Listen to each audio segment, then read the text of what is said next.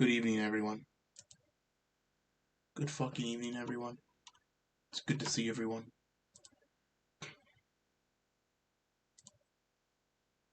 We are live with tonight's Truth Horror stream. We'll be reading multiple posts from Truth, as well as a story of my own creation. But before we begin, I just want to say thank you all for continuing to contribute to this excellent weekend of anniversary spectacle. I just posted the post, the board. I don't even know how many people will watch this, but it's important we read this. Now, there are multiple posts that have been submitted on the board. A couple of stories. And I'll start from the top and I'll go my way to the bottom. If you want to get yours in, you still have a chance. Post it now and I'll read it. Don't know who's here. Can anyone even see me? Can you guys see me alright? Okay. Okay, let's get into it. First of all, let's begin with the story from Anonymous, Untitled. If only all the niggers in the world would just die. Reggie sighed as he sat down at his kitchen room table. Yellowish wife beater stained with grease and sweat. Wait for more people? Okay. I'll wait a little bit. We'll just chat. Hey, everyone. Welcome to the Midnight Reading. The Midnight Reading. While we're waiting, I'll show off something I got recently. I recently purchased a TI-99 4A, and I got this game for it. Return to Pirate's Isle. The only graphical adventure game for the game. Behold thy graphics in all its splendor. What's up, niggas? Now, I know my bitrate's gonna be pretty dog shit, but it's not bad for me. 1000's not bad. Look at that. This is brand new in box. Even has the fucking thing in there. Look at that. It's like a fucking brand new game. It's crazy. Turn to Pirate's Isle. For the TI-99 4A. Alright, we've got 12 people in here. I'll start reading. Actually, I don't want to read anyone else's. I feel like we gotta wait till we get at least the full amount. Repent?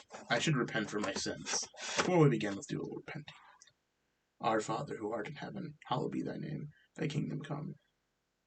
I don't know the full fucking line. Do you like my light setup? This is the glow from my beautiful PVM CRT. It's beautiful, isn't it? It's a beautiful.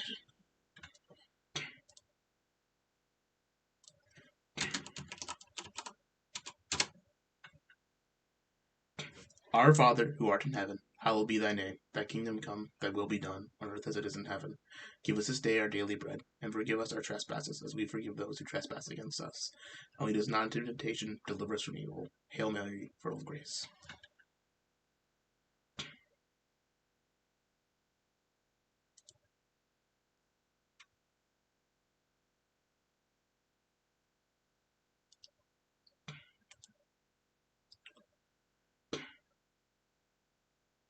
Chloe Savini or Chloe Grace Rametz? Personally, not a fan of either, but Chloe Savini because the fridge is actually the worst thing to ever happen to the fucking cinema. In ever. Just period. Just the worst thing to ever fucking exist. Just put my pop filter up so I'm not popping the mic. There we go. Alright. So, I should get some candles for this. Don't mind me.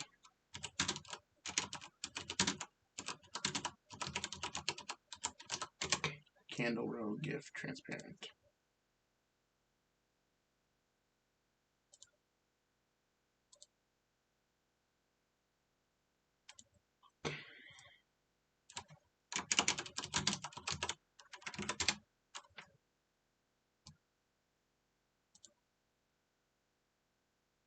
Going Gorduck hunting. You don't hunt the Gorducks. You encounter them and you approach them lightly. You would never kill a Gorduck. That'd just be terrible.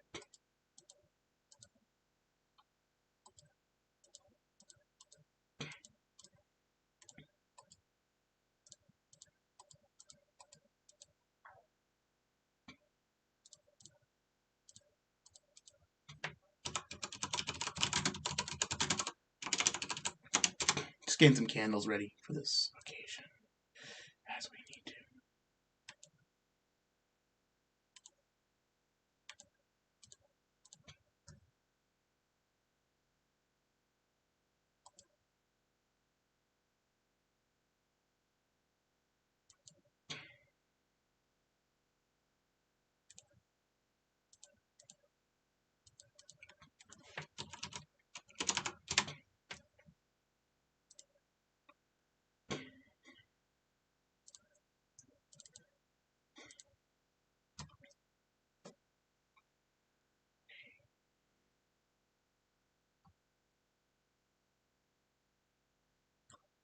Is their brain more duck or gorilla? Best A film? I'm actually quite partial to 2001, despite the, Zach or whatever, but quite partial to 2001.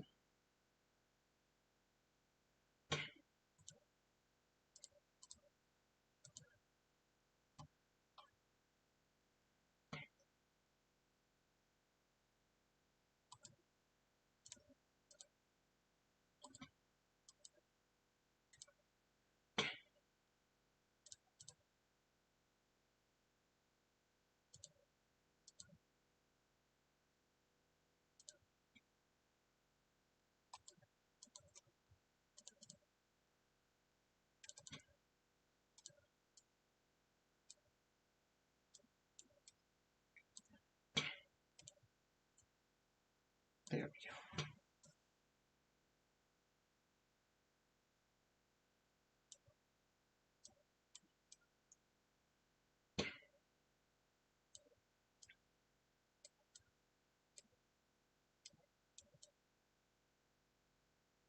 That's good.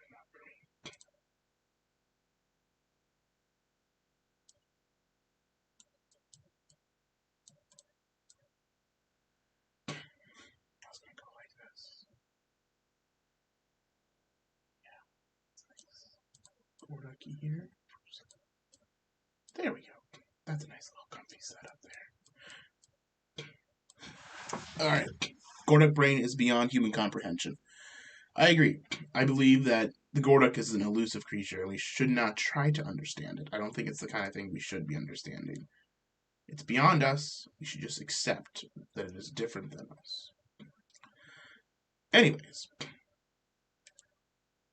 brain more duck or gorilla? I would guess the brain is more gorilla minded. Despite the duck face, I believe that they have evolved to be more gorilla like as the years have gone by. But I kind of like this right here. Anyways.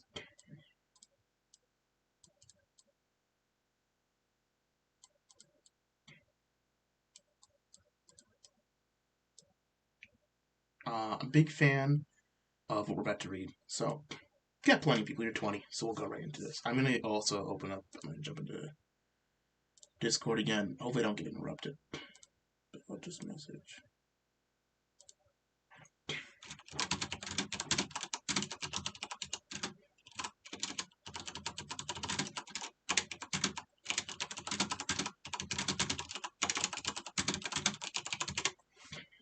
Okay.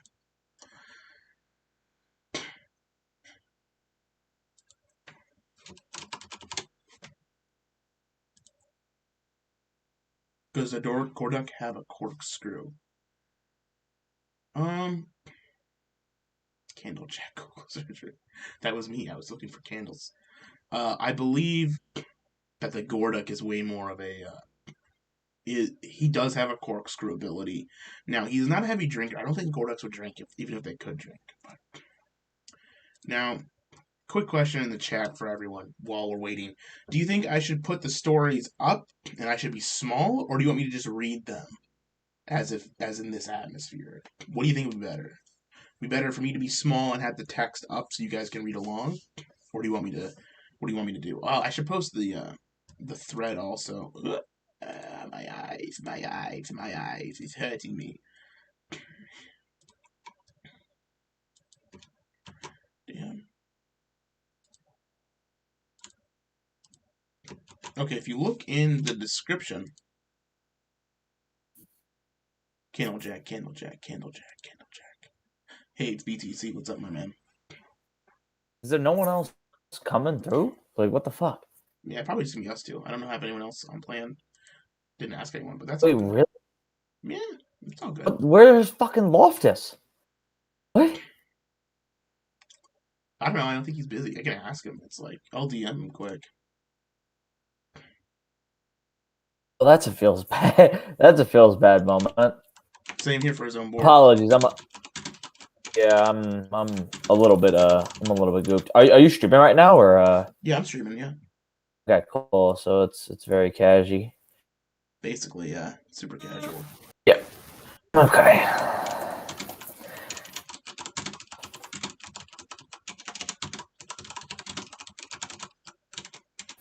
Shalom, chat, Brodies. Damn, there's still 24 people? What the fuck? 25 now. Just read. Shit.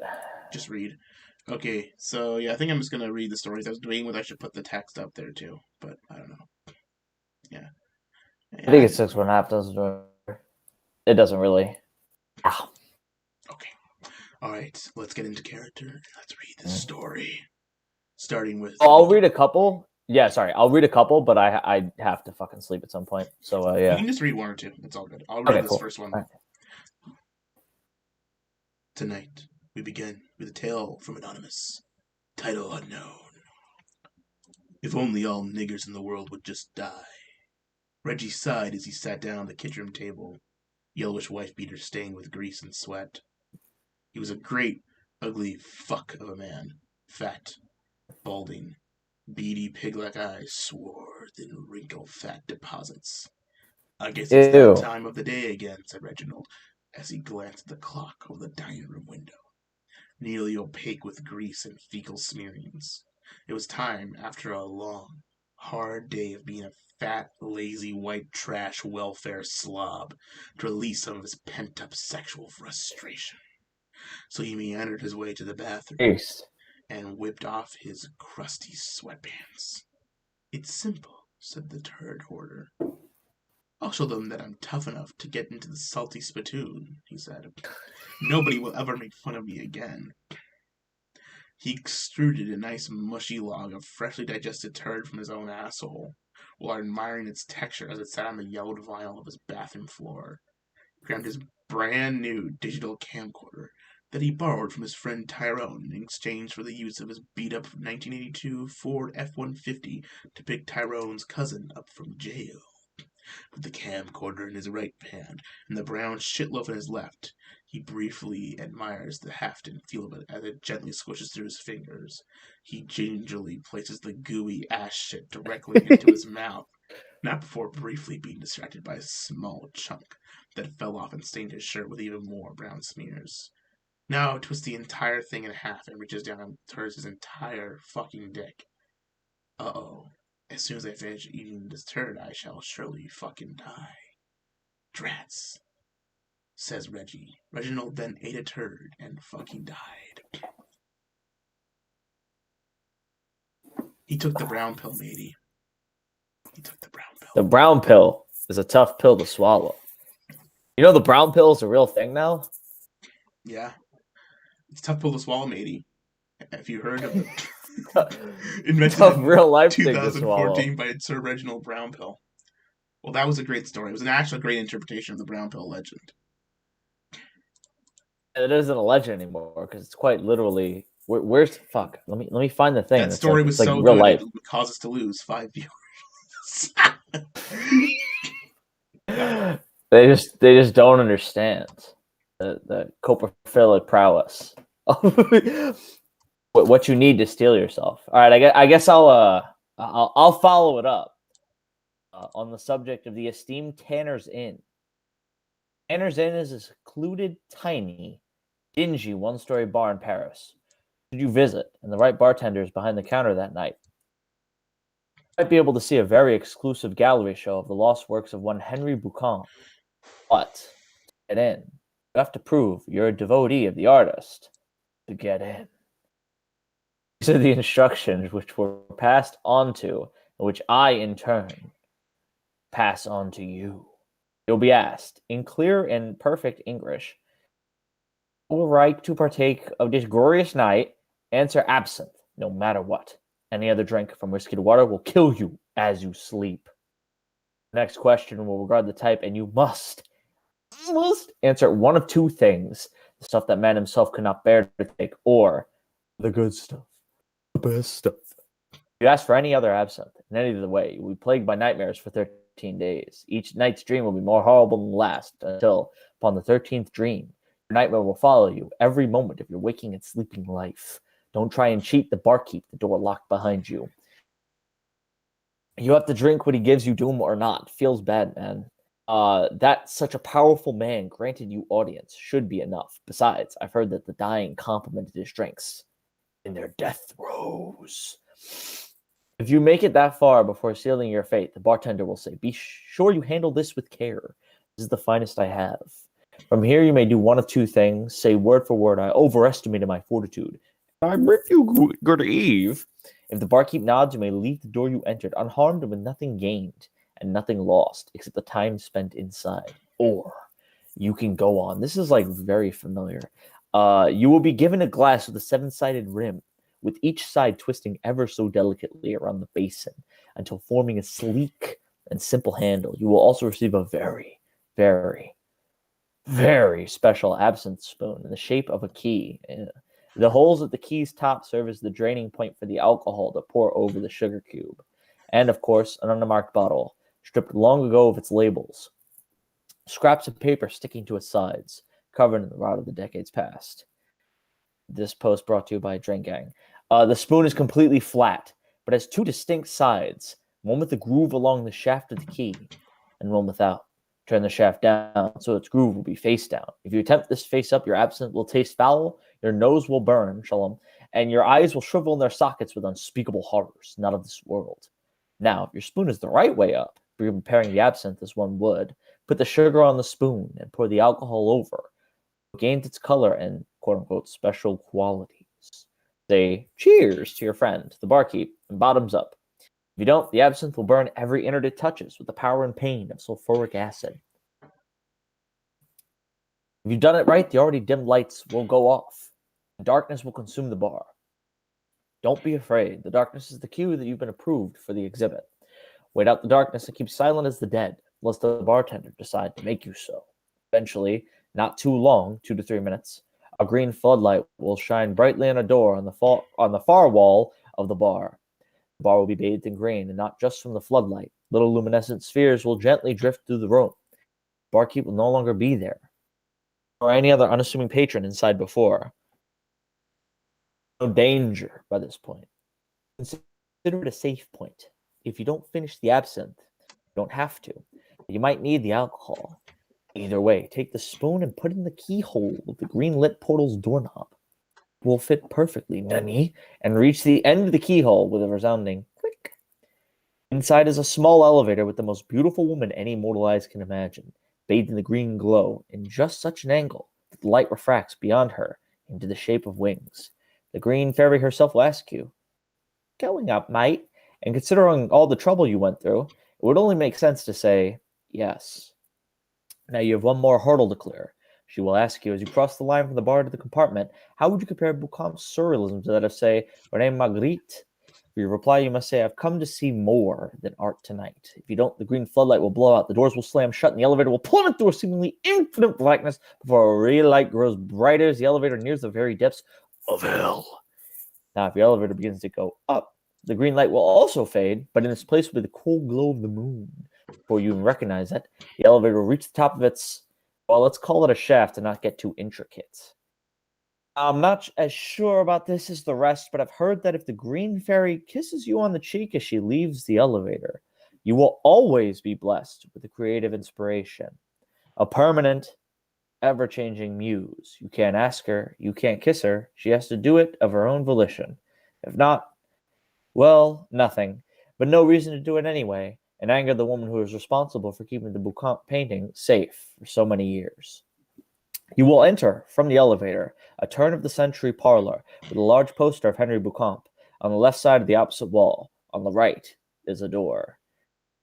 Take the time to read the poster, But taking the time to read the poster is a fairly good idea, as it explains the very significance of Mr. Beauchamp. You see, he was a struggling surrealist in the 1920s, always making art to try to be free of all premeditation, and managed to do so. You see, after one night in a tiny, dingy one-story bar in Paris, he began to paint patterns. Echo. First it was geometric patterns. Echo. Then complete fractals. Echo. Then images that would be in the newspaper the next day. Echo. Then next week. Then from 50 years ago. 100 in the future. 200 in the past. Then, on his last night of life, he kidnapped 3 young girls from their homes at night, murdered them, and painted his finest masterpiece in reds and yellows with the blood and bile of virgins. Virgin. He committed suicide immediately after painting exactly 13 of these. BTFO'd. These are behind the door. The first 6 from the left show from left to right the genesis of the universe. The only true visage of God is viewable to the eyes of man. The true image of Jesus Christ. The sprawling clouds of heaven, every pope. From the first to faces not yet recognizable in a portrait of Jesus' appearance in his second coming. The other 6 on the right show, from right to left, the cataclysmic of the universe. The only true visage of Satan is viewable to the eyes of man. The true image of Judas. The sprawling flames of hell. Every human embodied demon. From the first to faces not yet recognizable. And a portrait of the Antichrist in his second coming. Now 6 and 6 makes 12. But what of the 13th? The 13th painting is turned around on its wall pin, the image facing the wall. The space around it is roped up at a very wide diameter, and under the flipped image is a sign in 3 languages. The top is in the scriptures of the seraphim, the bottom in the runes of the highest demonic orders, and in the middle in Roman letters. Do not touch. Now, like the kiss, I can't say this part with as much certainty, but all the same, I heard that somehow, as he died, Beauchamp flayed his skin, his organs, his very soul into some sort of collage. How he took his dead body and created such a horrific masterpiece, I could never say, nor would I ever dare to. So, if you make it, maybe you can flip the canvas over and tell me sometime. You can tell me about it over a drink. Excellent. Truly Motherfucker terrifying. was off the Google. Yeah, truly, I was. Truly terrifying. I farted. Shitted. Did I I both. Did I do theater in school? I did do theater in school, yeah. How did you know? Someone in the chat said, she's the most beautiful woman you've ever seen, but she's Australian. But the truth is, she huffs the gasoline the truth with is, one single sniff. Transfixing tail. I had to check my pocket and find my wallet is missing. You should know this, that I actually view the Australian woman as the most attractive woman on the planet. And that's a fact. Oh, that's Civ Wrecker. Shalom, Civ Wrecker. How you doing, Brody? It's either Australian woman or New Zealand woman. Maybe Kiwi women are the true superior. Actually, it's hard to tell, but those prison bitches, man, with the fake, the kind of like quasi British accent, but not like pompous. Oh yeah. Well, and they don't like really protest if you chain them to like a radiator for like a couple of weeks, so you can come out of them. You mean like Spoonie horse. did to Jesse That Utaku? Yes. Yes. Wow. Zawa! That was the one time where that didn't work. Like the true alpha dominance display, like just didn't. Kino had other plans for Noah Antweiler. No, not Aboriginals. Someone says he likes some dark. Not Aboriginals, dude. I mean, fucking like real Australians. Duh. Yeah, not like pedal animals, you know. Oh, we got someone else in this weird Discord chat. If anyone else wants to read a story, there's a link to my Discord in the description of the video. You can hop in there and then hop into here, and I'll get you the link for that. The stories are also there, so you can choose one to read if you wish, or if you just want to say a story, it's fine. If you dare, truly, if you dare. Other friend who's in here, would you like to? I don't actually know your name. Would you like to read one? No. He's just in the chat. Okay. Your mic is muted, homie. If you want to, yeah, that's fine. Okay, we must pontificate. It's cool. We must continue. I'm going to read the next one. I can't. Let me see. This is the title from Anonymous. Title unknown. I can't say where, when, or how often this will work, but I've tried it a few times with mixed results. If for some reason you find you can't sleep one night, indigestion, test the next day, hard mattress, too many creepy threads, whatever, close your eyes and start to play a slow and deliberate game of patty cake. If you keep it up long enough, you may start to feel a pair of something coming back to meet your hands from the void. Congratulations! You just summoned your first something. I can't say it's important not to open your eyes at this point, but I didn't anyway. The first time I tried this, I was in my apartment when I had a presentation to give the following morning. A real toss and turn kind of night. For whatever reason, I sat up and decided to put one hand out before me. I felt a faint tingle from a rather low angle. I consciously started to play with it, and after a while I noticed it was humming some sort of tuneless lullaby. After about an hour or so, whatever was playing on the other end stopped, and I went into a deep, dreamless, and very restful sleep. I tried this trick again at my girlfriend's parents' house while she was with me in their crappy spare bed. I was facing back to her, legs over the side of the bed, eyes closed. After about 20 minutes this time, I actually felt like a pair of solid hands. From a much higher angle than before, it was coming back and hitting me mine a bit harder every time. Suddenly the game stopped, and something made my noise in my right ear like a human shriek, combined with car brakes causing me to cringe before it ran up to the wall behind me to the ceiling. Maybe whatever was in that house had outgrown the game. I still slept okay. For all I know, I was just hitting the wall, my blanket, tiring my own gullible self out. My girlfriend's just a noisy bitch, but I still can't wait to try it again the next time I can't sleep. Still not sure what happens if you open up your eyes, though. Think. Ooh. I think Yaku. He Well, summoned a placebo. I think He summoned a you know tulpa. He summoned his very own tulpa by playing patty cake. the tulpa. Well, he got like the absolute bottom of the barrel, like RNG rung of this because the tulpa he summoned supposedly sounds like Yakuza. He screams and then he leaves forever. I leave Till forever. Tomorrow. I leave. I leave. It is a little bit that's a little too spooky for me. Ghost of Nicolo just slid into the server. You better come in here. I know you're in the chat right now. Hey Truth, how do I summon a Suncuber? You must look at phone and put phone away. I don't fucking know actually. I don't have the ability to be pithy that way. My apologies.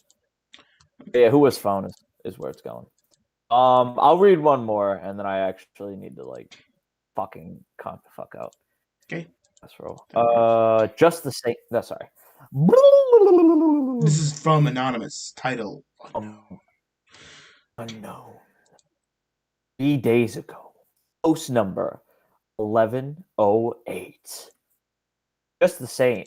It's pretty simple, at least to start with. Make sure your affairs are in order in case you have a bad reaction. And then, bottoms up. Hey, yo, pause, B. The coming months are the least pleasant part. Hey, yo, B. You'll find yourself unable to keep food down long before you're far enough along to stop needing it. What? Sorry. What are you doing? Same with sleep. The color of your blood will be off, and your veins will consequently stand out more.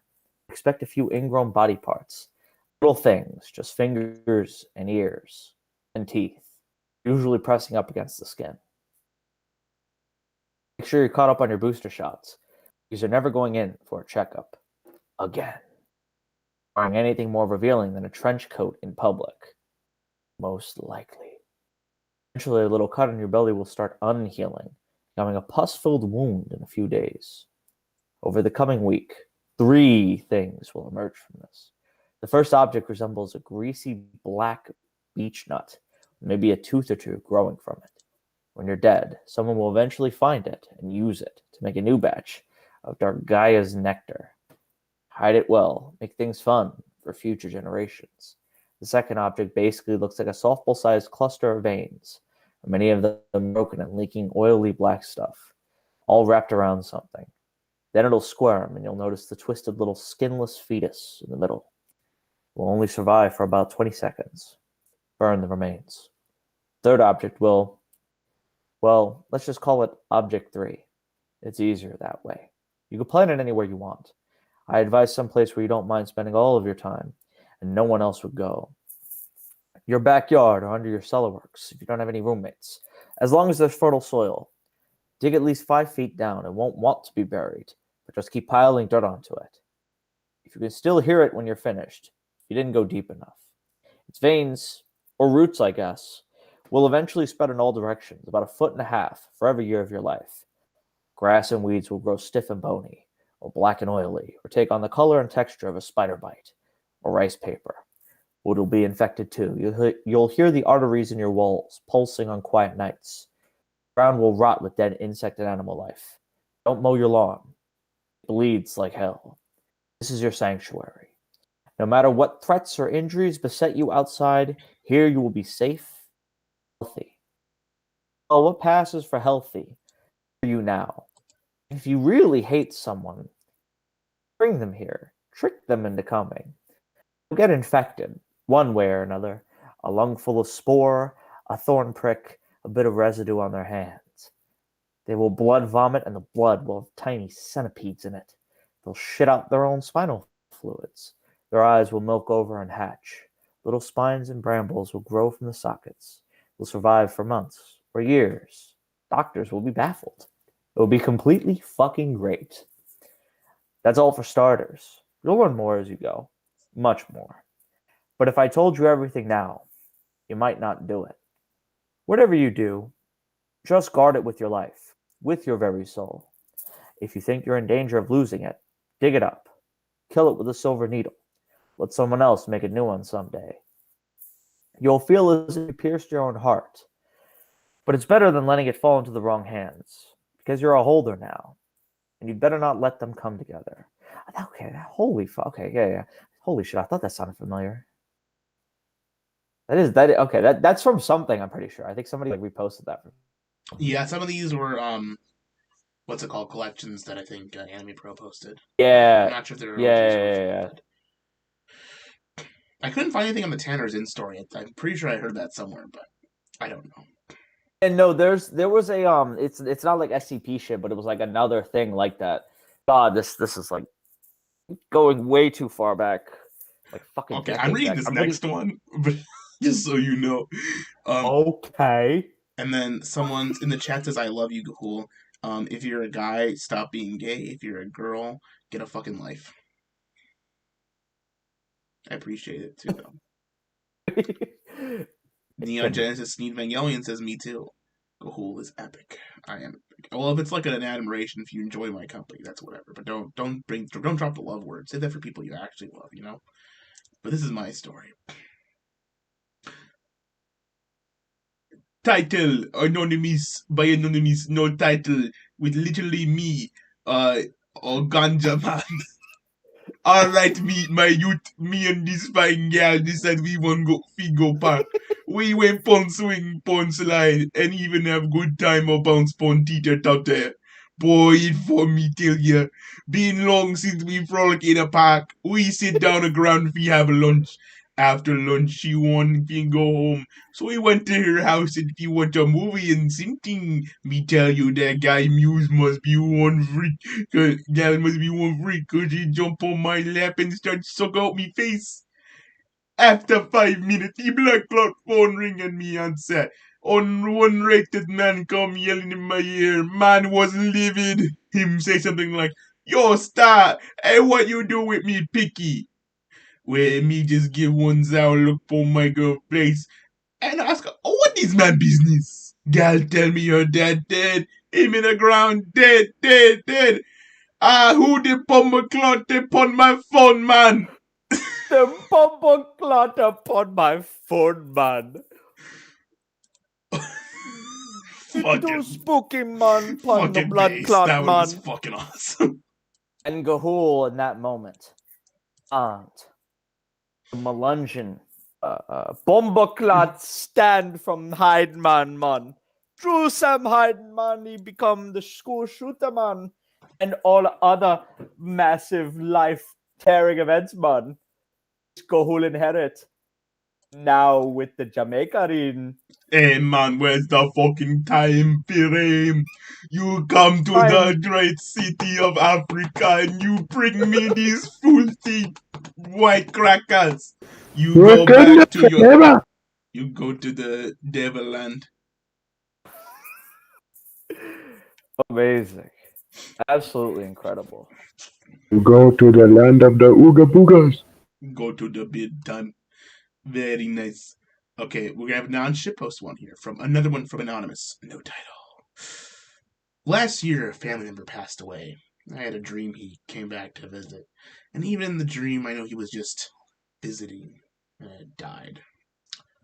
So after a bit of a tearful reunion, he said basically, well, I've got to go and I need to take my boots with me. I said back, well, you don't need them. Let me keep the boots to remember you by.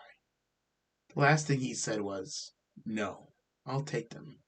But don't worry, I'll leave something else for you. The next day, I thought it was kind of a weird dream, but didn't read too much into it.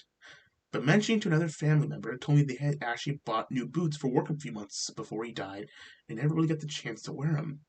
Which I never knew. I did dig the boots out and leave them out for him, but no idea what he meant by leaving something else for me, if anything. True story. Also, vid related is my account of the haunted house I purchased after my ultimate fighting career. Oh my god, it's the haunting of Tito Ortiz! The haunting of Tito Ortiz. Also, sorry, Slobodan or Sneed Evangelion. Sorry, man. I was already on a roll right into the story. I didn't realize you had jumped in. Sorry, bro. Oh, okay. No. Wait. I have to. Okay, so this next one, this is gonna be the final one I'm gonna read because I'm like literally gonna die. But I think it's a fitting capstone for all the events preceding this and leading up to this point. I think we both and perfectly encapsulates. We need to synchronize it, okay? Together. Okay. 1, 2, 1, 2, 3. Dear Mark, Merry Christmas, Mark. Mark. And a jiggly, piggly, swiggly, triggly New Year. Oink, oink, oink. The foreign part belly piggy pussy boy. Rub it in. Smack it. Hear the reverb. Make Mark feel like a fat, nasty, emasculated bitch faggot. Oink, oink, oink. For your ugly, dead, slimy kike mother. You piece of worthless shit. This is impossible. I know you missed that hideous hag. I know you can't get over the fact that her death was unresolved. It's great that this happened to you. Your pain is my gain. It feels so good knowing you deserve everything that comes after you. Can't wait to take a big fat shit on your father's grave. The parasite that made an even worse culmination. Your antidepressants aren't gonna bring your mother back. You spineless fucking cunt. God bless America. Mark forever. Mark forever. We're gonna, fuck Mark forever, dude. God damn it. All right. That was a train wreck, but I respect. I respect trying new things. It was give it the good old college try. The good old college. It was excellent. Actually, it was awesome. It was Thank you, everyone. Excellent. That was base. Sorry, Mike. Sorry, we're insulting your mom. I'm 100% not. No. I'm 100% not. No, he wasn't ready. How about Mark doesn't? Whatever. Mark, I'm coming for you. That's all I'm saying. Alrighty. Stream Vodies, take it easy. Cool. That motherfucker. I leave forever. Godspeed. Okay, guys, it is just me now. I guess for now. I don't know. Once again, I suppose I could throw the call-in line up. There we go. I'll put voice open. Once again, if you want to call in and read a video or something, just, you know.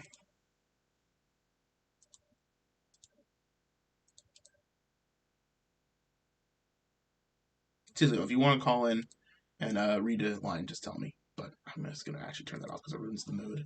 Gotta keep the mood good. Keep the mood fresh and freaky, my friends. It's based. Okay.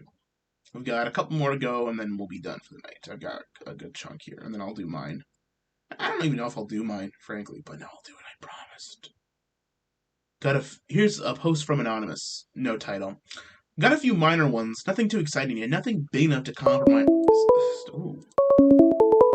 Call from. To accept, press. Hello, you're on the line. Hello? Hi. I have a question about I was really happy that you guys didn't delete posts about the Snyder cut on the TV board. 'Cause I feel like that's basically the biggest reason why it got made in the first place, right? What Like, do you feel like 4chan had a lot to do with the Snyder cut being released finally? Who did? 4chan. I feel like 4chan had a lot to do with the Snyder cut of Justice League being released. Oh, sure, yeah, why not? I mean, you guys did a good job of not like deleting the posts and stuff. I think that had a lot to do with it. Very admirable. You know that I'm not actually a mod on 4chan, right? You do visit it though, right? No. No? What do No. you do with all your free time if you're not visiting 4chan? I have my own website called TVChan. Okay. Well, what do you think of the movie Cuties? I didn't watch it. Oh, I watched it several times. I think I was actually really offended that the television board of 4chan did not allow discussion on it. 'Cause I didn't even feel like it was sexualizing little girls any more than they naturally sexualize themselves. Listen, no offense, sir. I appreciate you calling in, but this isn't about 4chan TV. I used to be a member of 8chan TV. That's where I used to be the board owner there. And when that shut down, I made my own site to continue the board after 8chan died. So, I understand that you're just calling in to talk to me. That's cool. I appreciate it. I actually enjoy talking to people from different parts. But this is a horror story reading stream right now, not like a general shitpost discussion stream. If you'd like to if you'd like to read a story, I can send you one to read. If that sounds good.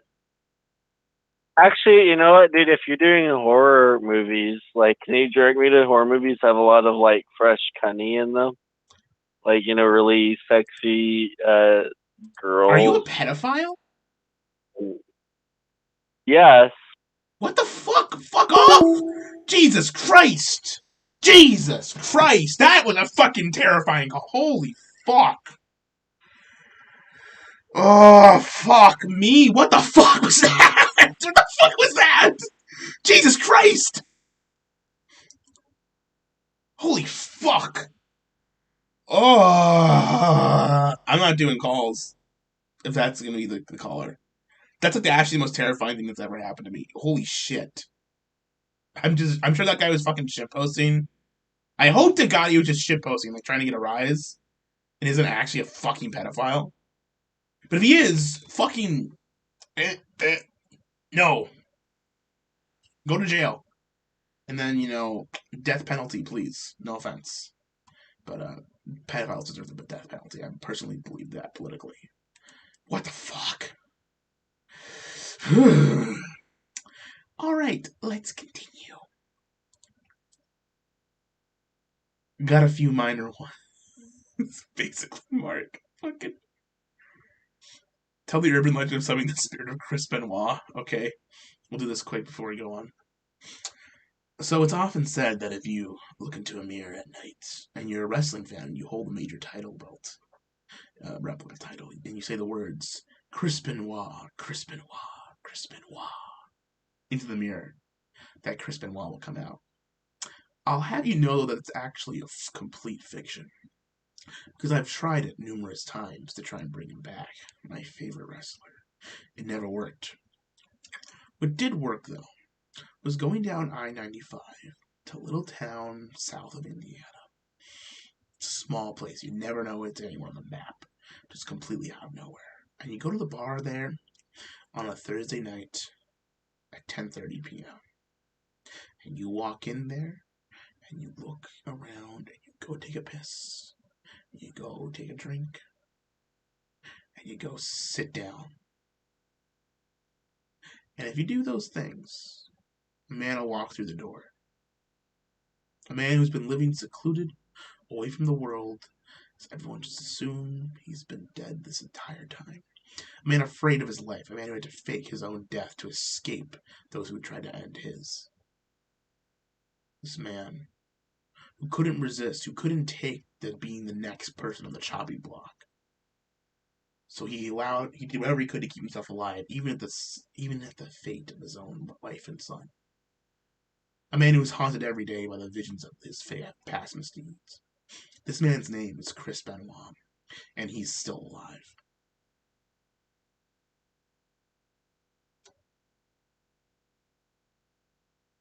Flopsin, Flopsin, Flopsin.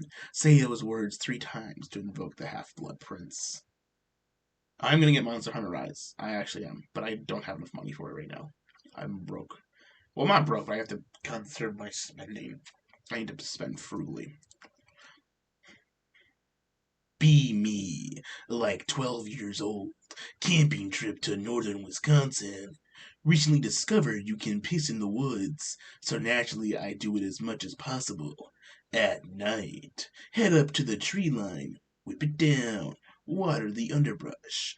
Just as I'm finishing, I hear the loud, vicious fucking snarl. See 2 gigantic red eyes, set like 2 feet apart, and maybe 4 or 5 feet off the ground. Nope, back to the campsite.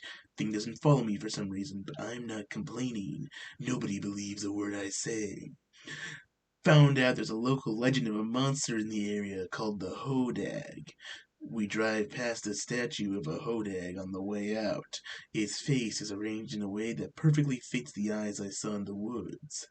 I think I'm a badass over this for years afterwards. The Hodag. Be still me, like 14 or 15. Parents are on the verge of their divorce. Stay up late one night listening to them fight. Sounds like mom is throwing shit at dad again. Next day, home alone. There's a decorative sign with a painting of cherries on it hanging over the entrance to a hallway. For no apparent reason, felt very distinctly that this was what my mom had thrown at my dad last night. Felt that was back up hastily and that's going to fall soon. Feel specifically that it's going to fall on my head. Walk under sign, doesn't fall. Walk under it again, still doesn't fall. Fuck it, nobody's home to see me being a fucking weirdo. Walk under the sign over and over again. Wasn't counting how many times I went under it, but it must have been for at least 5 minutes. Eventually the sign does fall, right on top of my fucking head. In retrospect, I was kind of a dipshit for not wanting this to happen. Shit hurt. Put sign up, tell no one. Exists in a state of perpetual selfhood. 18 years old, staying at mom's house, feeling sick. Want to be somewhere dark and quiet. For a bad headache I've got. Decide to head out to mom's car in the garage. Sit down in the passenger seat. Waiting for the garage light to time out and turn off. Notice something in the rear view mirror. It's a little girl I've never seen before, sitting in the middle rear seat. Bluish grayscale and translucent, like a Hollywood ghost. It's hard to describe what she makes me feel. It's not fear. There's a sort of tingle of excitement, but also a drowsy calmness. Garage light times out. Everything goes dark. Don't see girl anymore. Fall asleep there shortly after. Feel a lot better when I wake up. Remain myself a number of years. Just a few months ago. Have weird dream. Dream that a coworker shows up in my apartment, dies, and turns into a zombie. Wrestling with the zombie. Faggot zombie grabs my ballsack and incapacitates me. Dream ends when it wiped me. Wake up. Feel kind of itchy. Sit up and look. See that a mosquito bite me asleep. That bite is exactly where the dream zombie bit me. This isn't a fucking horror story. This is just a dream you had that like it coincided with a real thing. Like that shit happens all the time. No offense. B6. Yeah, what's up? Can you do just a quick Freudian analysis of that last green text? Sure. So it's very clear here that this guy, his friend turned into a zombie and grabbed him by the ball sack. So he's clearly gay just by that alone. I think it's pretty obvious. Now, the dream ending when he bites him. Now, it's weird that he was having the dream concerning the zombie, but he must have mentally viewed his friend as a hunk of zombie flesh, or he had already experienced the mosquito bite, and he was waiting for the pain to register. Like it had happened, and like it had sunk in. And so when he thinks of a bite, he thought of a zombie internally because he's a redditor, because he likes zombies, like The Walking Dead. So when the bite actually happens and it ends, I don't think that the bite occurred immediately because you don't only see mosquito bites instantly; they take a little bit of time to show up. So it was only like the mosquito bit him and then like the dream ended and he woke up. I think what happened was the mosquito had bitten him. It had subconsciously triggered the idea that something is biting me in his head, and that triggered zombie. And then he imagined his friend is a zombie because he thinks his friend is a dumb ass idiot. But he's also really hot for the guy, so when he grabs his ball sack, that's because he thinks either he's gay or he thinks his friend is also gay and he wants to have sex with him. And the mosquito bit him and he woke up. That's my Freudian analysis of it. What do you think? I thought that was very good. Thank you. B-16 bomber, still living at home. Cousin and a few of his coworkers had recently died in a freak workplace explosion. His widow leaves the baby with my mom one night, while she and the rest of his immediate family will they take care of the funeral planning and other business. All of a sudden, the dog starts freaking out as though someone is trying to break into the house, but nothing is there. Just as this is happening, my mom gets a text from dead cousin's phone. It's a picture of him holding a baby just after she was born. Mom tells cousin's widow about it and asks if someone stole his phone or something. She tells my mom that's impossible because his phone was blown up in the explosion.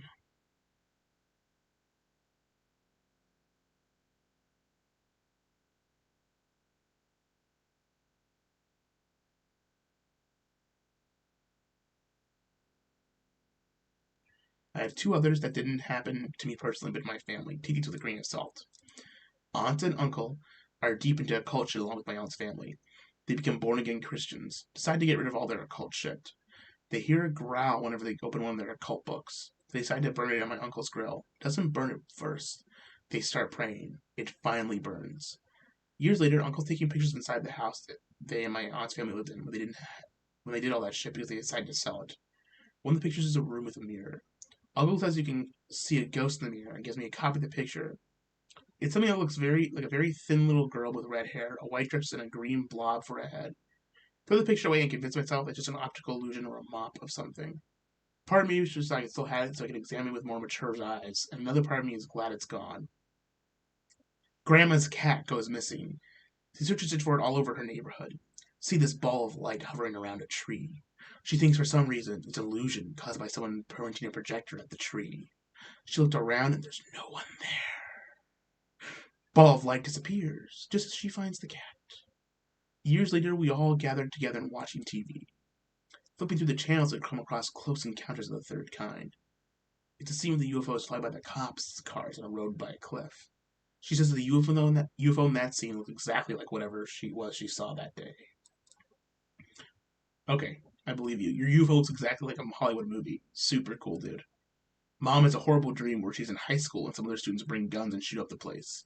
Tells my dad and her coworkers about it. She didn't tell me because I was a toddler at the time. A day or two later, the Columbine massacre happens. Everyone at her work becomes afraid of her, thinks she's a psychic or something. Dad is used to it because she apparently had a lot of these kinds of dreams before. Your mom didn't predict Columbine, she caused Columbine. She imprinted those ideas into the fucking guys' heads.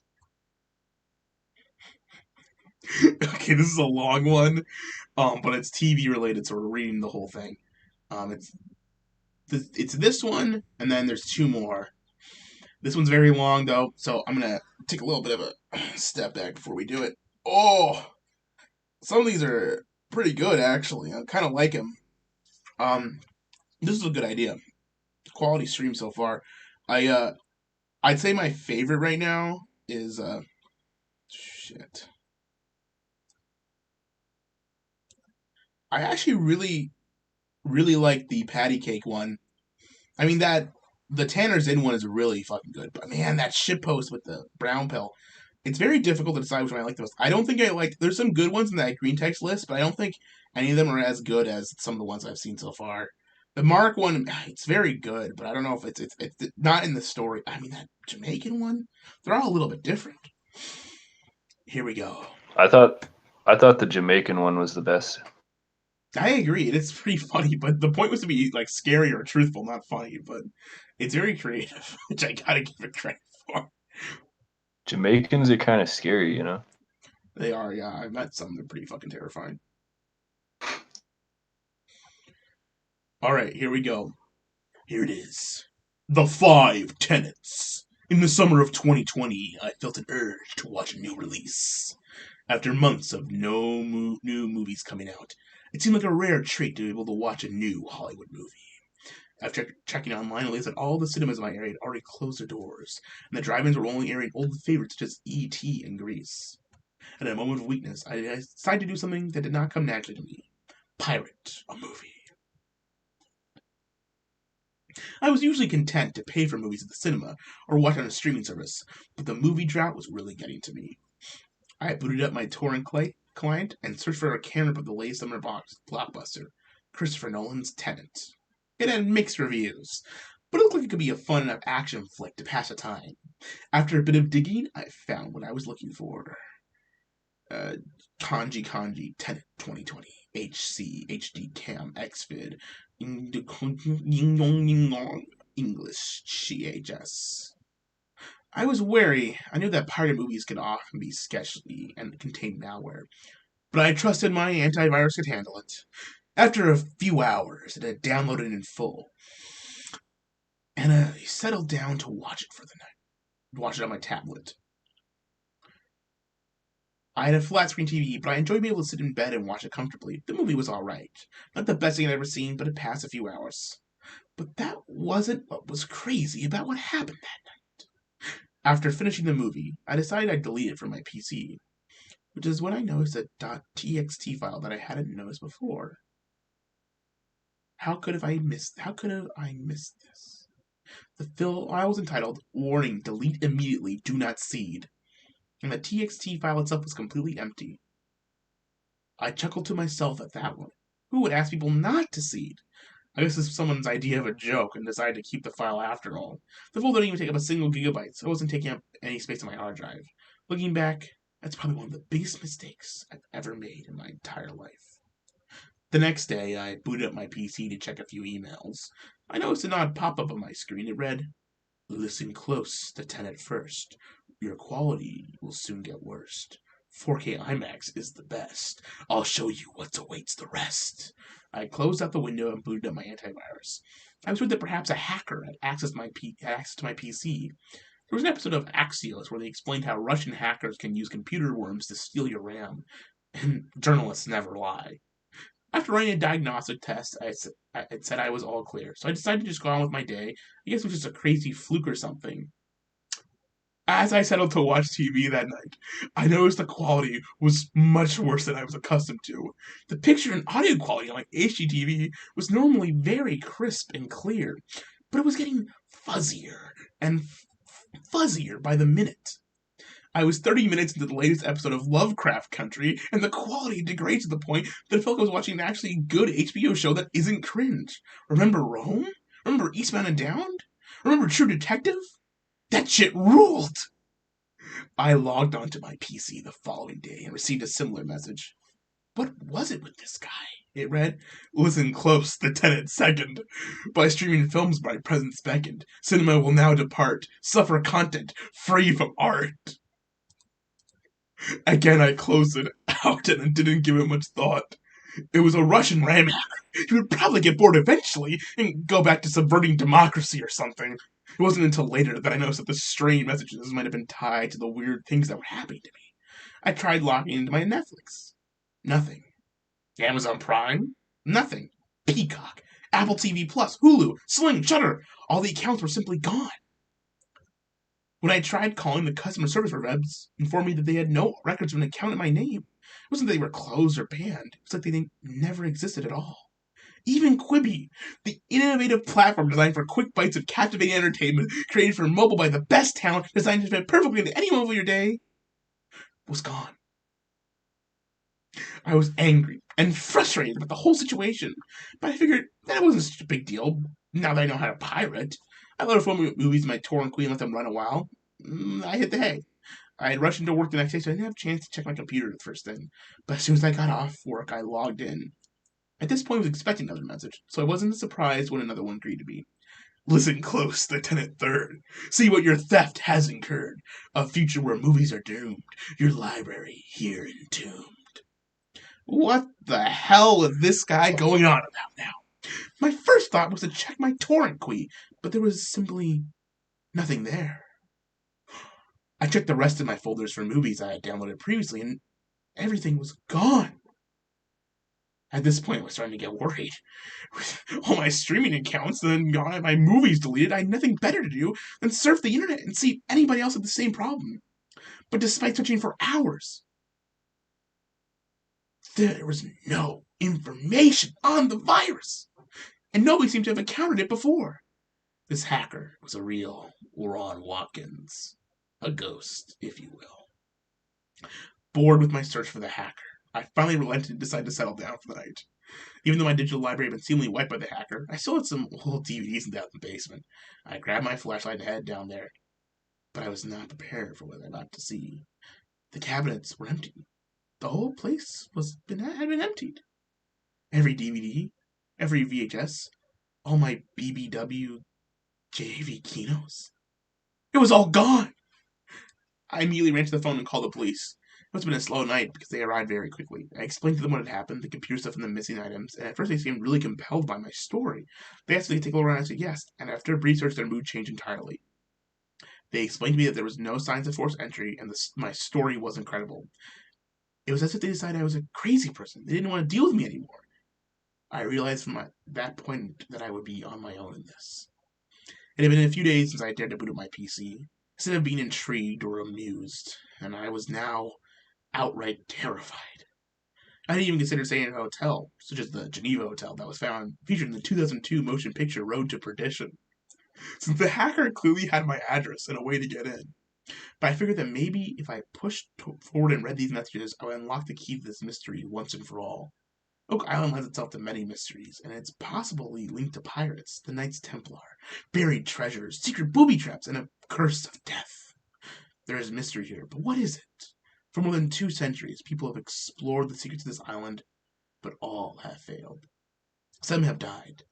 This documentary series follows the Lagina brothers as they sift through the debris of land, sea, and legend to find the answer. Why did he post this Oak Island documentary in the middle of this? What the fuck? Sorry. The message read, "Listen close to Tenet 4. Tablets and phones I abhor. I think it's time that you downsize. Moving closer or strain your eyes." I figured I should play along. If you had a problem with tablets and phones, I would throw them away. It was difficult to part with them, but at this point I was fearing for my life. I tossed them into a garbage bag and walked down my stairs in my apartment building. I tossed them into the dumpster and a few other pieces of trash, so I didn't look suspect. I couldn't have been longer than 10 minutes. But I was shocked when I returned to see my flat screen had halved in size. It looked like something you might see mounted on the wall of a department store. I reached for the phone to take a picture of it so I didn't look crazy. When I returned, the screen was even smaller, about miniature size. After I picked it up to disconnect it, it began to shrink between my palms. First, the box of cereal, size of a box of cereal, then to a mobile phone, and finally to the size of a Game Boy. It slipped between my fingers like Harvey Weinstein's micropenis and the loose, gaping asshole of a certain actress. I stared in disbelief. Before I had time to take video proof, a deep voice boomed out to me.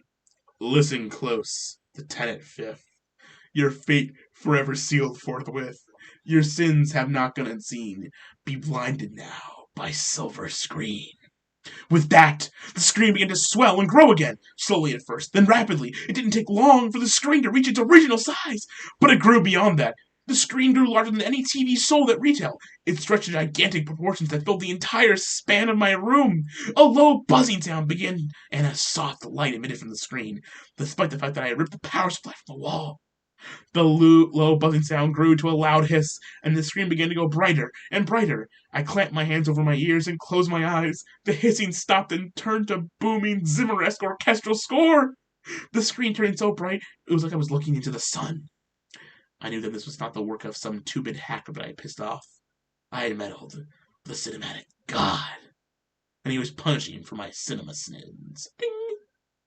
The noise and light grew unbearable, and I blacked out.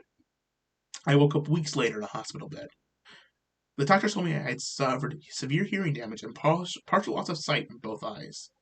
He said there was no explanation for what happened to me. I said nothing, so I didn't want them to think I was insane. I barely understood it myself. All I know was that I was punished for daring to watch pirated cameras in the comfort of home, instead of delighting in the masterful direction of a true cinema god like Christopher Nolan in the 4K IMAX cinema for which it was intended. Though I'd eventually learn to carry out basic tasks on my own despite my disabilities, I would never enjoy a movie again. That was Keto. What do you think it was? He messed with Nolan.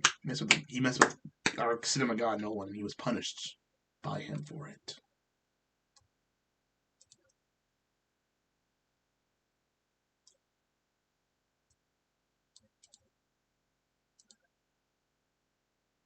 Do you think it's real? Yes, I know it's real. I've seen it happen before. It's a scary world. It's terrifying. Cinema is a dark place, but only Nolan can silence the light the way through. Thank you. Alright, we have 3 more to go. If anyone wants to read them, now's the time to call it, because I'm not going to stay up late past this. Okay. My son. Yes, he is my wife's child, but is he mine too? My skin, as I said, is filthy, but it's not black, and yet my son, Modkun's son, is dark-hued. His hair is woolly, his jaw prognathic, his lips distended, his cranium tiny. Further, there are telltale signs of mental retardation and animal excitability. To be sure, he has his Jewish features, but they seem outstripped in their accentuation by a striking congoidism that vertebly leaps out of the onlooker, shocking his senses, especially mine. Sometimes, when I'm sitting dejectedly at my wretched tenement, dwelling on the outskirts of Lakewood, New Jersey, I watch my son scamper about on the floor. He looks like something that belongs in a zoo. The combined effect of his simian characteristics suggests that this incumbent need for thick pig iron bars between my son and mine. He looks and acts so frightfully ape-like. How could he have sprung from my loins? Sure, because of the matrilineal succession of my faith, he's still a Jew, but he's not my Jew. One night I came home drunk, beyond my senses, and I confronted my wife, with the grotesque sight of our son. I grabbed the little monkey bastard from his playpen by his kinky Brillo pad hair and thrust him in her face, demanding to know. She denied anything extramarital at first. By the time I punched her teeth out and cut her up with a bread knife right there on the cold tile of the kitchen floor, she schooled out she'd been fucking the nigger who delivered our LP cast. She let him fast fuck her in the bathroom on the toilet seat. I was so outraged that I proceeded to stab her until the blade of the knife broke off inside her neck. I frantically dubbed out whole drawers from the kitchen cabinet looking for another knife, but all I found were butter knives. Fucking butter knives! So I pounded the wooden bread knife handle over and over into her eye sockets until they were swollen out to the size of grapefruits, all mashed and pulverized and bloated. I couldn't recognize her face after I'd finally stopped. I slumped over in exhaustion, and when I tried to stand, I slipped and fell in all that blood. It was everywhere. as if someone had snuck in during the beating and painted the room red. Not neat and proper like a good painter would, but slapdash here and there. And yet the bitch was still breathing. She even told me she loved me. The words came out of her mouth in bursting bubbles of blood. Then I vomited in her face and pissed in her mouth and passed out. But that's another story. The main thing for you to remember now is that the kid ain't mine. Damn it to all hell, the kid ain't mine. It was late, very late, and I stood in the doorway swaying drunk. My grip on the whiskey bottle relaxed, and the bottle dropped to the welcome mat, gurgling its contents out onto the porch. I staggered into Modkins Jr.'s room. I stood over my son's crib and leered at him. I gently patted his diaper, and to my everlasting delight, the filthy invoker carried a full load of piping hot snack time. I needed to check its consistency, and sure enough, it was just as I like it best. Solid at the center with a soft, almost runny exterior. Also, I could feel that biggest piece, the last piece, had a nice tapered finish, indicative of a good digestion and a smooth movement through the bowels. Yet my mentally retarded half-naked baby had produced... Yes, my mentally retarded half-nigger baby had produced for me a genuine delicacy. My lips smacked as the thought of things to come, and a little bit of drool spilled from the corner of my anxious mouth down to the peacefully sleeping dolt in the crib beneath me. I tiptoed onto the rib and went to check on my wife. I crept down the hallway and quietly pushed open her bedroom door to see if she was safely asleep. A shaft of light from the hallway fell squarely on her face, which was mashed into the pillow. Her eye that I'd sewn shut after the near-fatal beating didn't tell me whether she was awake or not, so I moved across the room and crouched before her to see if she was good. Her good eye was closed. It was. She was dead to the world. Nothing but 8 hours of sleep would wake her. Not from appearances, and from all appearances she dozed off only a few minutes ago, because a cigarette still burned between her fingers. Well then, I thought to myself wickedly, if she can't make me my dinner, I'll just need to find my meal elsewhere. I lowered the rails on my son Monica Jr.'s crib and positioned the little creature so that I could slip him out of his soiled diapers without waking him. I hummed a sweet lullaby as I pulled the Velcro fasteners loose and opened up the folds of cotton and cloth to reveal a wonderfully full steaming pile. I could hardly contain my glee as the horrid stench waffled up from the sordid mess between his legs and into my nasal passages. The bouquet of Motkun Jr.'s sneaking turd heap was exquisite. I moved my face down closer to the wretched muck deposit and stretched out my tongue to taste it. Like a connoisseur of frying wine, I began with a small sample from the tip of the fetid fungus crap log. I ran over my feverish tongue and around my eager mouth. Then I swallowed the rank admixture of saliva and Modkun Jr.'s shit. It was first class. Absolutely first class. It had articulately faded flavor with hints of oak and spice, perfectly conflicted by a full, rich body and a strong, lingering finish that gently danced on the palate. I hungrily plunged my face into the god-awful mess, licking and slurping and chewing. I really wolfed it down, and with no table manners in evidence, I set on into my next course. Oh, I'm not reading this. No, I'm not fucking reading the rest of this. This is fucking awful. No way. I'll read the... I really wolfed it down. I wrote this to let all of you know just precisely what a sick fuck I truly am. The Wiz-Chan mod. I'm actually not reading the rest of that. That's fucked up. I'm sorry. That's fucking gross. Sorry, dude. That's... Fuck. What the fuck? Last year, I had a dream that somebody had let loose a pure black baby elephant in my great-grandfather's backyard. In vain, I tried to capture it, and... It is below me. That's awful. I didn't realize it was gonna go that bad. Like, I'm sorry. I started and I was basically, okay, it'll be over soon, but fuck me. That was awful. No fucking way. This next story is from Anonymous, no title. Last year, I had a dream that somebody had let loose a pure black baby elephant in my great-grandfather's backyard. In vain, I tried to capture it and get it back in its cage by myself, but it proved to be too strong. For some reason, I woke up thinking about the station nightclub fire, specifically wondering if one were frozen in time. Could you push and pull certain people to unplug the massive bodies blocking the door? A neat at the time, I rolled out of bed, turned on GloomTube, and spent the rest of the night watching Minneapolis burn. 5 years ago, I lived in a small apartment complex next to a large graveyard. One night, I was taking my dog out for a walk because it woke me up at around 3 a.m. I take it around and it stops. I see what looked like a tan creature in the walkway ahead of us. It looked toward us and stood up on two legs and ran off to the breezeway ahead of us. was hard to make out. Seems like it could have been a cat, but it specifically stood and turned and ran like a little person.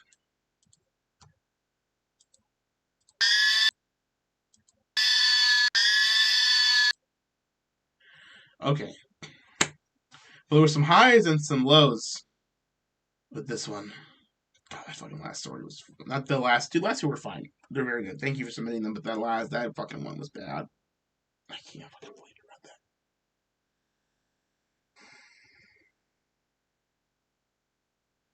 And you think you get used to this shit, this like crazy shit you see all the time online and stuff as you go on, but I don't think I'm get used to it. I just get worn down by it, you know?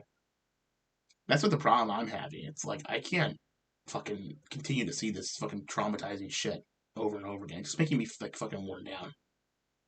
Jesus. Well, I think it's time for me to declare a winner. I think the winner to me is between the 5 tenets and the fucking Jamaican one was so good. I don't know. What do you think, man? Do you think Jamaican or fuck the Mark one was good or the 5 tenets? I think it's gotta be the 5 tenets. What do you think? What does everyone think? 5 tenets. 5 tenets for sure. Okay.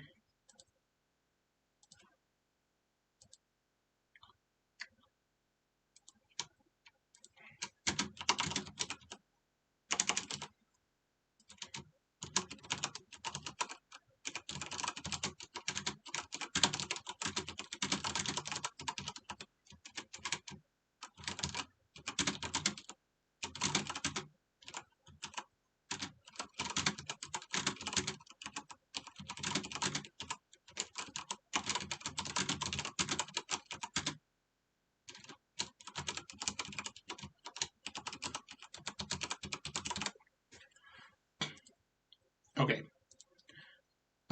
So you know, buddy, you are whoever wrote the 5 tenets is the winner of the contest. You will win a DVD copy or equivalent cash value of your choice. I'll even just send you $10, man. I don't give a shit. That was awesome. Great fucking read. That belongs in the Fwelleton. That belongs in anything. That should be. I'm telling TBC that this one belongs in the fucking Fwelleton. It belongs published. It needs to get read. That's a fucking amazing shitpost. Amazing copy pasta. Now I know there's some good ones. I know Anime Pro posted a couple of ones at the beginning that were pretty damn good. But you know, there's some really fucking great shit here, and I like it all. I'm happy you guys participated. Happy we got some good fucking show. It was a fun time, actually. Good atmosphere, cool thing. You know, I hope people watch this one. I hope people go back and I can clip some. I want to clip the 5 tenets reading as its own thing because like there's some images I could throw in there that are with this that like go with it that I think would really enhance it.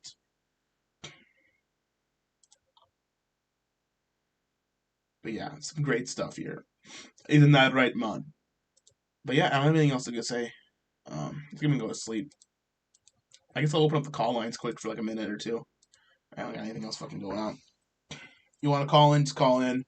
Otherwise, I mean, if you want to fucking you just shitpost, have nothing else going on.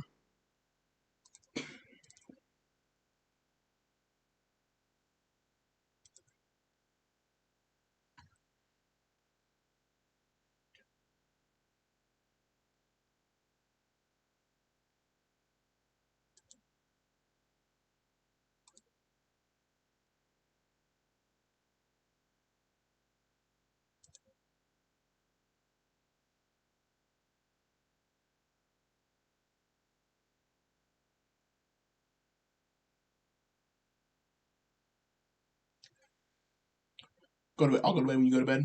That's fair. Fucking man. I've been playing some fucking Space Invaders the other day. You guys want to see me play some Space Invaders? I'll show you guys what the Space Invaders looks like on my TI-99. Where's my thing? There she is.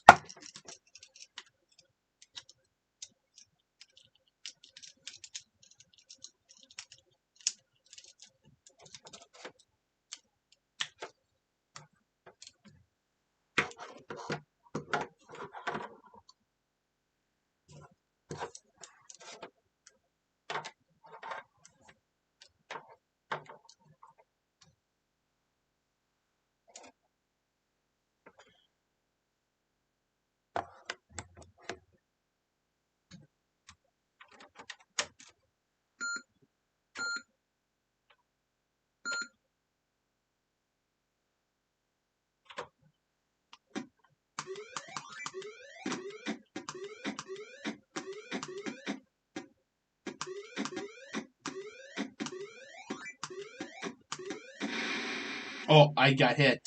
Fuck.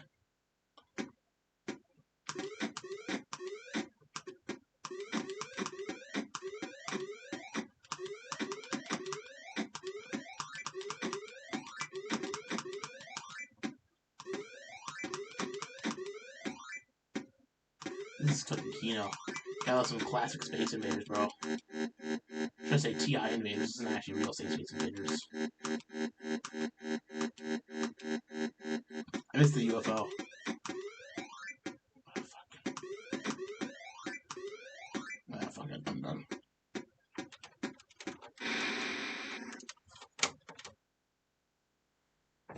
Yeah, that's the keynote for tonight.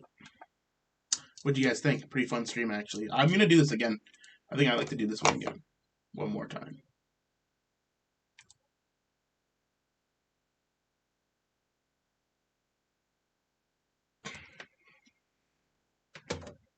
It's awesome. It works nice. Like, yeah, it's pretty sick. Gal TI-99, man. Sick. Great fucking purchase. You know, there's not much use for it, I think, honestly, practically, but that doesn't mean it's not cool.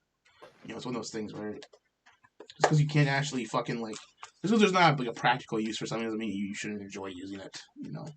That's what makes things fun, is finding a use for old shit, do something cool. Also, for anyone who wasn't here earlier, go ahead. What's up? Why are you playing that when you could play like a way better video game? Can you name a better game than Space Invaders? That game came out in like when did that come out? 70s? Yeah, it's garbage. Name a Should better play game. a game from like 2019. Name a better game than Space Invaders. Assassin's Creed 1. Nah, it's worse. No. Assassin's Creed 1 takes like fucking 8 hours to beat. I can play Space Invaders in like 5 minutes and be done and then move on with my life. I thought video games were for babies. They are. I thought real men watch TV. They do.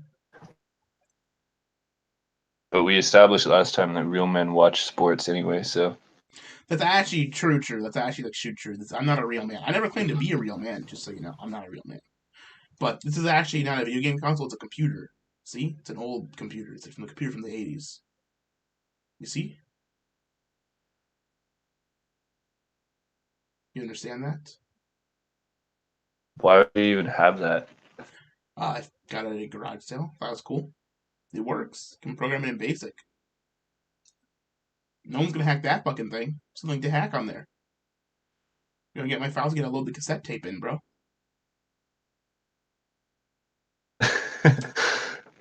Look at that. He's got fucking. You have to load games. I'm not fucking joking. Look at this. You load games on cassette tapes. Do you see that shit? Fucking cassette tape, man. It's fucking crazy. Can you watch sports on it? You can play sport games, but no, it's not a TV. It's a fucking computer, dude. You can like write a book or like keep track of your accounting or use a spreadsheet or some shit.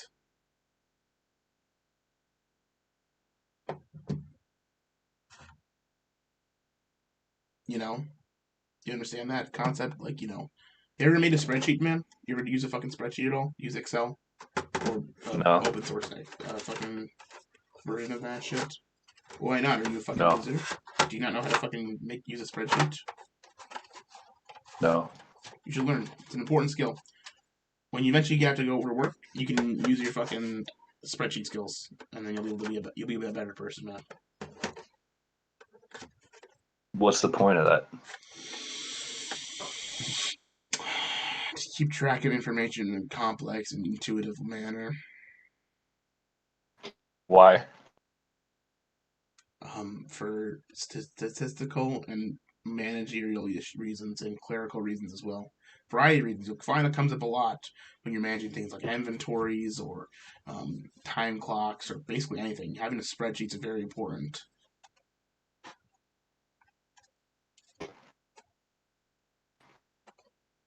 So I could make spreadsheets of sports? Yes, absolutely.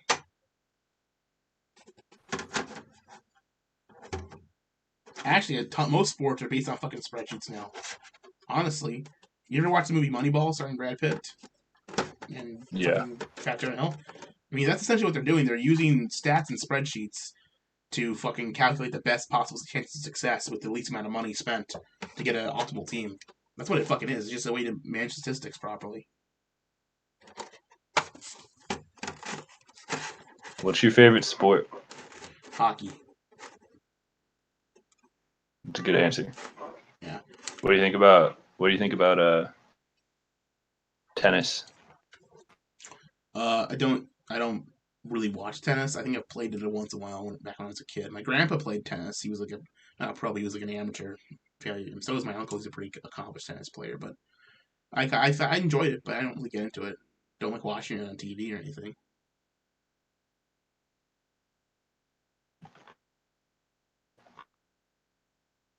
I'm actually kind of spooked out about that 5 Tenets one, man, because I've pirated movies before, and I don't want that to happen to me.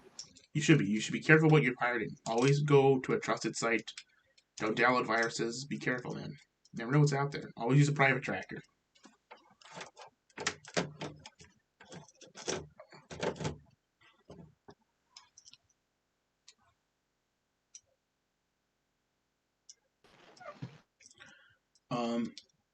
Asking about Bailey. Bailey is a terrible wrestler. And one day I will kill her. To close the night out, I have to read a story from my mind. This is a story my father used to tell me back when he was younger. It's not a very scary story, honestly. It's just one of his stories. It's in a horror or a ghost thing or whatever. It's just something that he encountered. When I was a kid, when I was about 3 or 4, my dad took me to South Dakota. My whole family went. My sibling. I don't know. I fucking trans shit. Fuckheads. Fuck her. My sister and me. We went to South Dakota. Went to the Black Hills, and we went to Mount Rushmore. Obviously, I don't remember any of this. I don't remember fucking thinking about this. I was a fucking baby. Like I don't remember jack shit. But my dad and my mom and my sister do. And my dad he's a little bit weird. He's the kind of guy who gets up very early. And my mom and my sister are late sleepers. So they on vacation, the next morning, dad's the guy who gets up at like fucking 5 a.m. and goes for a walk. So he was doing that one morning. He was up at 5 a.m. and he went out for a walk.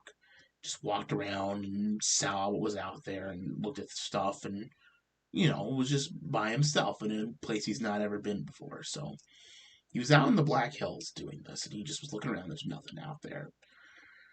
He was walking around, and he came across another guy who was also out for a walk. He was just staying somewhere around there, and just sat down and started talking to the guy. And he was just talking about things, and how things are going, how his life's been, and all that shit. And it's nice. It's all polite and friendly. And it's all going great until my dad brings up that he's from out of town. And the guy, he says, "Oh, that's not good. You guys should not stick around then." And my dad asks, "Well, why? What's wrong?" He says, "Well, nothing personal, sir, but we really don't. It's not a good idea to have people from outside here." My dad's the kind of guy, he's, writer, sometimes a journalist, so he was interested. Not a journalist, he's a fucking sports writer. He was interested in what this guy was saying. And so he, went into town. My mom and Lauren aren't even up yet, and he's not going to get him up and ready in time for him to heed the warning of this guy. So he's like, "Well, what can you do? We're going to be here for a little bit while longer." And so he went into town and started talking to people and asking around. They all said the same thing, that they need to leave town as soon as possible. And he keeps going until talking to everyone in town. The fucking postman, baker, the butcher, everyone. Till he comes to the bar. The bar's not open yet, but the bartender's out there sweeping and getting things ready for the night and the day. And he goes up and says, "Hey, what's going on? We're here from out of town." The bartender says, "Oh, you're from out of town, are you? Well, you should stop by our bar later tonight. We have a very special performer coming by, and I think you'd love to see him." Now, my dad said, "No, we're going to be on our way, once my family's up." And Martin says, "Oh, that's a shame, because it's a once-in-a-lifetime experience."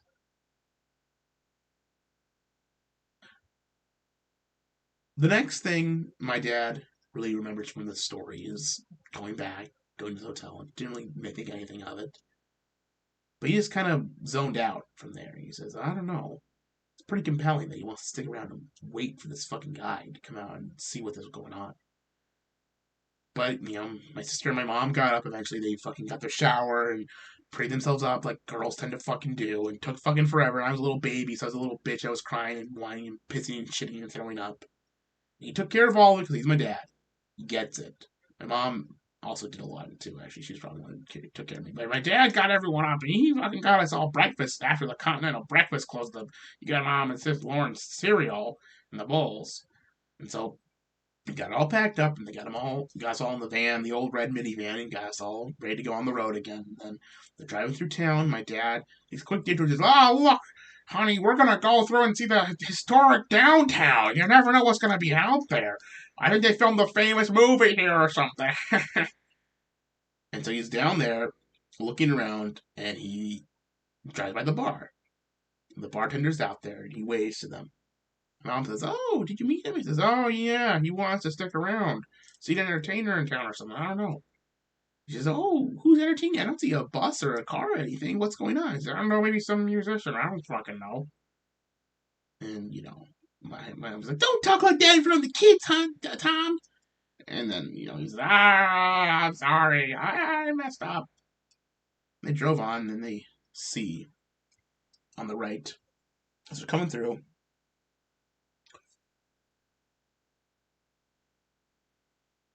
a very tall, very strange-looking man. Not particularly hideous or anything, just different looking. He had a guitar with him, or it was a guitar case at least. He doesn't see what was inside there. It may have been a bass or a fiddle or something. It was just some kind of instrument case he had with him. And he was wearing a nice, relatively okay suit, a little bit worn down, a little bit ruffled. And he walked into town, and as he was walking down the street, the people in the town started closing their doors and locking everything. They started shuttering the windows. They started closing everything down to make sure this man couldn't see them. My dad looked at this man. The man did him, and he looked into his eyes. My dad doesn't recall exactly what he looks like because he says for some reason like his memory has just been blocked. He can't remember what the face of the man looked like. He does remember that his eyes pierced his. They locked eyes. They were looking right at each other. My dad was driving. Can you seriously, motherfucker? He was looking in his eyes. And my mom said, "Oh, what the fuck's that?" And then they just drove up. But the man just kept staring at my dad. He kept walking, and he continued to stare at my dad even as he turned the corner. And then turned the corner, and then he turned the corner, and he drove out of town. Never heard anything again. He's never been back to that town. I'm not sure he's just afraid to, just never has the chance. I don't know. But he always sometimes thinks about that man every now and then and tells me about it. Says that something was weird there. Doesn't quite know what. Could have just been a guy or, a drifter or something. But just the way he was, the aura about him was just off. Something was way off. Never forget it to this day. That's the story of my dad meeting something out in South Dakota. Final story of the night. Hope you all enjoyed it. Good to have everyone here. Been appreciating you all. Thank you all for coming. I love you all. Thank you. And have a good night. I might do these like bi-monthly or something. I might do them like every 2 or 3 months. This is kind of fun. But yeah, thanks everyone for coming. Talk to you later. See ya. Peace out. Bye.